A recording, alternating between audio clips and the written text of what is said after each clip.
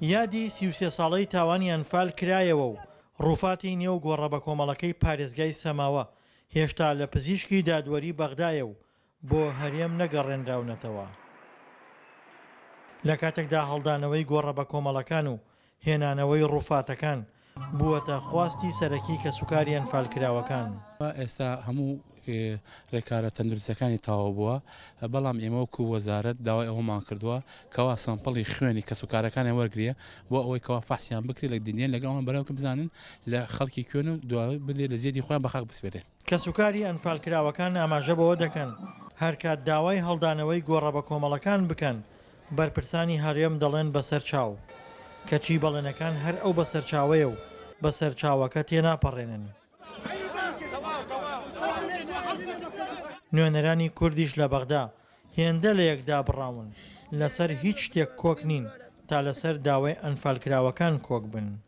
باس لەوەکەن کە ئەوان خاوەنی کە سوکاری ئەنفالکراوانن، بەڵام لە ئەساسدا وەکو داکۆکی کاری ڕاستەقینە داکۆکاری ڕاستەقینە نییە و لەگەڵ ئەوە شارڕێگە بە ئێمە نادەن بە حکمی ئەوەی کە بە ئێمە ئەڵێن ئێوە کەمینەن و ئێمە زۆرینەین، هەموو جارێ ئێمە سەرکوت ئەکرێت. سکرتێری حزبی سۆسیالیست دیموکراتی کوردستانیش کە هەموو ساڵێک لە یادی ئەنفالدا ئامادە دەبێت دەنگی خۆی دەخاتە پاڵ دەنگی کە سوکاری ئەنفالکراوەکان و نیگەرانە لە ئیجراعات نەکردن لەگەڵ مستەشارەکان.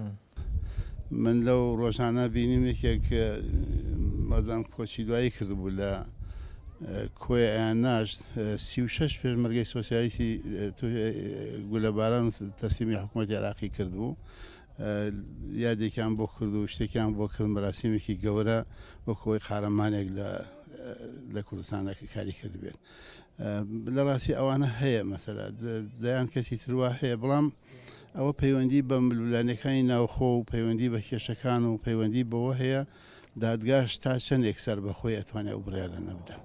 یەک دەنگ نەبوونی کورد و لە تووپەتی ڕای لایەنەکان تەنها زیانی لە پێگەی کورد نەداوە، بەڵکو بووەتە هۆی مراندنی دۆسیە گەورەکان و نەتوانراوە بکرێنە پرسێکی گەورەی نێودەوڵەتی. ئەمەش مایەی نیگەرانی کە سوکاری ئەنفالکراوەکانە. دڵشاد ئەنوەر، دەنگی ئەمریکا، کەرکووک.